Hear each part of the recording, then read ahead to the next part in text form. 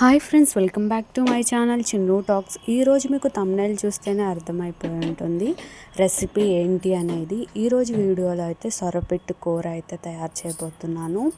చాలా టేస్ట్గా ఉంటుందండి. వీడియో ఎక్కడ స్కిప్ చేయమాకండి. చాలా సింపుల్గా చేసుకోవచ్చు.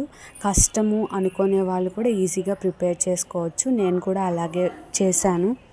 సొరచేప క్లీనింగ్ అంతా కూడా మన ఛానల్లో ఆల్రెడీ షార్ట్స్లో అప్లోడ్ చేశానండి. ఒకసారి చూడండి, మీకు ప్రాసెస్ అర్థమైద్ది అనమాట. ఇప్పుడు ఈ సొరచేపనంతా కూడా మెత్తగా చేతితో మెదుపుకోవాలండి. కొంచెం క్రష్ లాగా చేసుకోవాలి. ఇప్పుడు ఇది నీసు వాసన రాకుండా అయితే నిమ్మరసం అరచెక్క అయితే పిండుతున్నాను. ఎందుకంటే ఇది ఒక చేపే కాబట్టి అరచెక్క అయితే సరిపోతుంది, నిమ్మకాయ అయితే. సో పిండుకొని ఒకసారి కలుపుకోవాలి. నీసు వాసన అస్సలు రాదండి. ఇలా చేయండి. దీంట్లో సరిపడినంత ఉప్పు అలానే కారం వేసుకొని కలిపేసుకోండి. మొత్తం ఈ సొరపిట్టుకు మొత్తం పట్టేటట్టుగా కలుపుకోండి. ఇప్పుడు ఒక బాండీ పెట్టుకొని కొంచెం ఆయిల్ అనేది ఎక్కువే పడుతుందండి ఈ కర్రీలో అయితే. ఉల్లిపాయలు పచ్చిమిర్చి వేసుకొని బాగా ఫ్రై చేసుకోండి. సిమ్ టు మీడియంలో ఫ్రై చేసుకోండి. ఇప్పుడు కొంచెం 1 టీ స్పూన్ అల్లం వెల్లుల్లి పేస్ట్ వేసుకోండి, ఫ్రెష్ది అనమాట. ఒకసారి కలిపేసుకోండి. మొత్తం ఈ ఉల్లిపాయలకి పట్టేంత వరకు చక్కగా ఫ్రై చేసుకోండి. కలుపుతా ఫ్రై చేసుకోండి.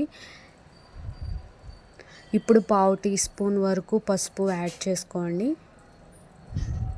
పసుపు వేసుకొని ఒకసారి కలిపేసుకోండి. మొత్తం సిమ్లో పెట్టి వేపుకుంటే మనకి ఫైన్గా ఏగుతుందన్నమాట. మొత్తం ముందుగా ఉప్పు కారం కలిపి పెట్టుకున్న ఈ సొరపిట్టు ఉంది కదండి, ఇది కూడా వేసేసుకోండి. ఒకసారి వేసేసుకొని కలుపుకుంటూ ఉండండి. ఇది బాగా ఫ్రై అవ్వాలండి. ఎంత ఫ్రై అయితే అంత టేస్ట్గా ఉంటుంది అన్నమాట. చాలామంది అంత ఫ్రై అవ్వనివ్వరు, ఎల్లోగా ఉంచేస్తారు. అట్లా అసలు బాగోదండి. కొంచెం ఫ్రై అవ్వనివ్వండి. ఇక్కడ నేను హోమ్ మేడ్ గరం మసాలా కొంచెం యాడ్ చేస్తున్నానండి. ఒక 1/2 టీ స్పూన్ వరకు ఉంటుంది.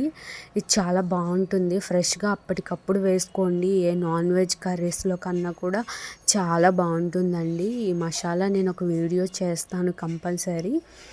సో ఇలా సిమ్ టు మీడియం ఫ్లేమ్లో చాలా వరకు ఫ్రై చేసుకోవాలండి. ఎంత ఫ్రై చేసుకుంటే అంత టేస్ట్గా ఉంటుంది. అస్సలు కొంతమంది పచ్చిగా వదిలేస్తారు. అస్సలు అలా వదలకండి, ఎందుకంటే స్మెల్ వచ్చేస్తుంది, అంతగా నచ్చదు. ఇప్పుడు ఫైనల్గా కొంచెం కొత్తిమీర వేసుకొని కలుపుకోండి. కొత్తిమీర వేసుకుంటే చాలా బాగుంటుంది. ఆ ఫ్లేవర్ అరోమా అంతా కూడా. ఫైనలీ అయిపోయిందండి. ముళ్ళు కూడా వేసేస్తారా అని అనుకుంటారు. నేను కూడా యూట్యూబ్లో చూసానండి, ముళ్ళు వేయడం ఏంటి ఈ కర్రీలో, అసలు ముళ్ళు గుచ్చుకుంటాయి కదా అని చెప్పి నేను అనుకున్నాను.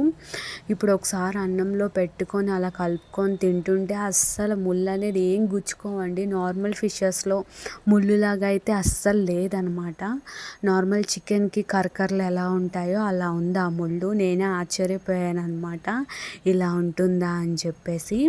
ఈ వీడియో మీకు నచ్చిందని అనుకుంటున్నానండి. కర్రీ అయితే చాలా బాగుందన్నమాట. వీడియో నచ్చితే మీరు ఒక లైక్ ఇవ్వండి. మన ఛానల్ని సబ్స్క్రైబ్ చేసుకోండి.